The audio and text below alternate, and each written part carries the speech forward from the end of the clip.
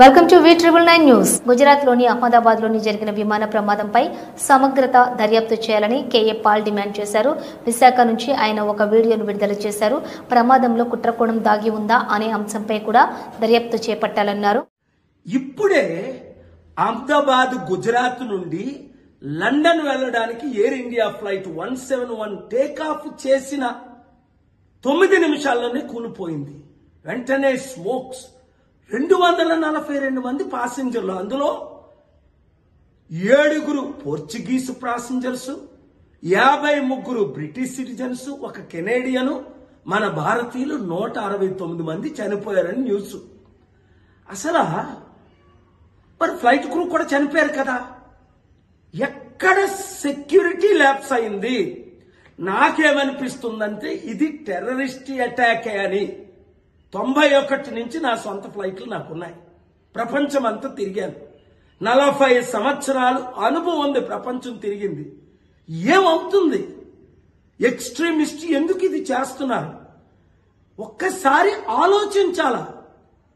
మనం ఏం చేసినప్పటికీ అవన్నీ పొలిటికల్ ఇన్వెస్టిగేషన్ చేయాలి, లీగల్ ఇన్వెస్టిగేషన్ చేయాలి, ఆల్ కైండ్ ఆఫ్ ఇన్వెస్టిగేషన్ చేసి తీరాలి.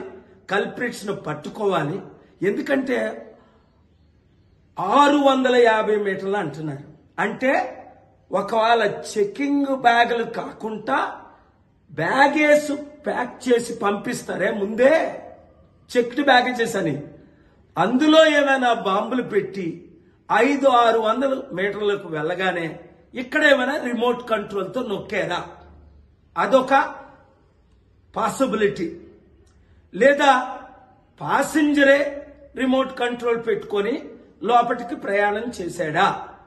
రెండో పాసిబిలిటీ. లేదా క్యారీ-ఆన్ బ్యాగ్లోనే ఇది జరిగిందా? మూడో పాసిబిలిటీ.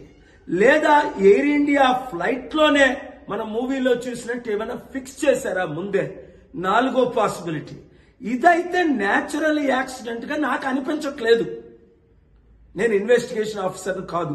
ఇన్వెస్టిగేట్ ప్రాపర్ గా చేసి న్యాయం చేయకపోతే మన ఎయిర్ ఇండియాయే కాదు, ఇండియన్ ఇమేజే ఇది గ్లోబల్ గా ఇంపాక్ట్ అవుతుంది గనక చాలా చెడ్డ పేరు వస్తుంది. మరలా టూరిస్టులు మన దేశానికే రావడానికి వెనకంజ వేస్తారు. తద్వారా లక్షల కోట్లు దేశానికి లాస్.